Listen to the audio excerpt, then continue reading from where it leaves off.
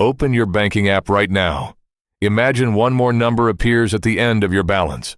Not a small one, a life-changing one. For the next 4 seconds, your brain is going to lie to you. And by the end of this video, you'll know exactly why almost nobody survives that lie the way they think they will.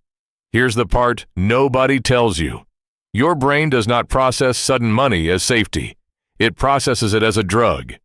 The instant you see that number, a cluster of neurons deep in your skull, in a region called the nucleus accumbens, floods with dopamine.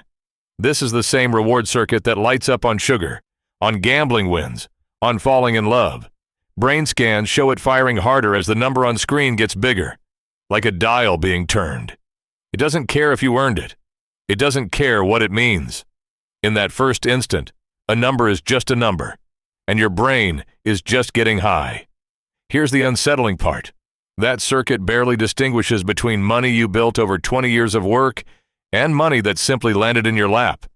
To the reward system itself, in that first split second, there's no story attached yet. No effort, no history, no context. Just a number and a dial turning up. That high does not last.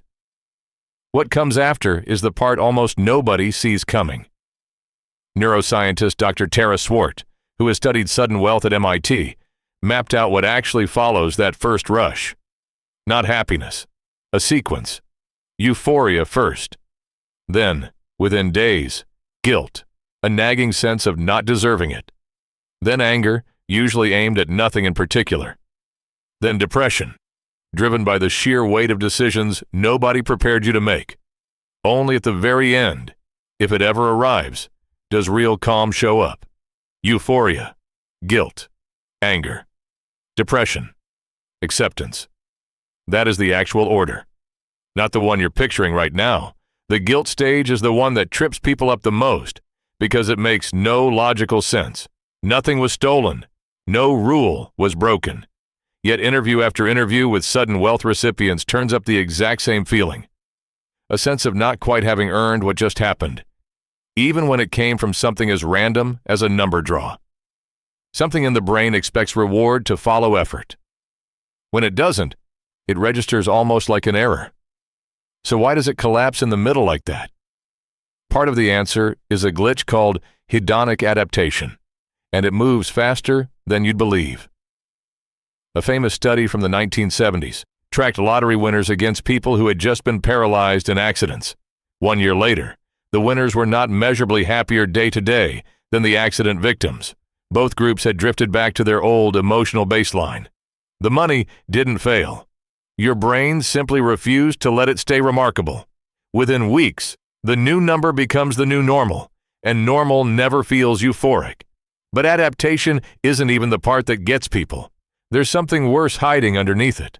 The moment your financial life changes, a small almond-shaped structure called the amygdala, your brain's threat detector, starts scanning the people around you differently.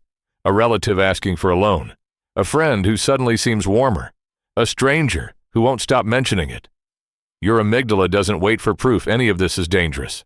It's wired to flag it instantly, because for most of human history, sudden unequal wealth inside a small group meant real risk. Jealousy could mean exclusion. Exclusion could mean death.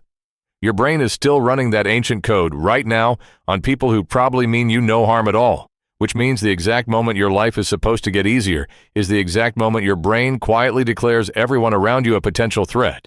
This isn't paranoia. It's the amygdala doing precisely the job evolution built it for. For most of human history, a sudden, unequal windfall inside a small tribal group carried genuine danger, and the brain that learned to flag it early was the brain that survived. That same ancient alarm system is still running today, applied to a coworker's text message or a cousin's phone call, unable to tell the difference between a real threat and modern life simply continuing as normal. Here's the twist that changes everything you just heard.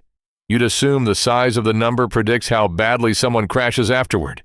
Bigger windfall, bigger fallout. That's not what the data shows. What actually predicts the outcome is the shape of the curve, not the size of the number. People who reach a fortune gradually, over years, end up far steadier than people who land on the exact same total in one single afternoon. Same ending balance, Completely different brain. Picture two people with identical net worth. One built it slowly across 15 years. One bought a single ticket last Tuesday. Same number. One brain had years to build new reference points. The other has none and has to build an entire new sense of normal overnight, with nothing to soften the landing. And this isn't locked away in stories about lottery winners. It's running in your pocket right now. The same circuit that lit up imagining that bank balance fires every time your phone buzzes with a notification, every time a stock ticker jumps, every time something good happens all at once instead of gradually. You were never built to absorb sudden reward gracefully. Almost no one is. So go back to that number you imagined at the very start of this video. The rush was real.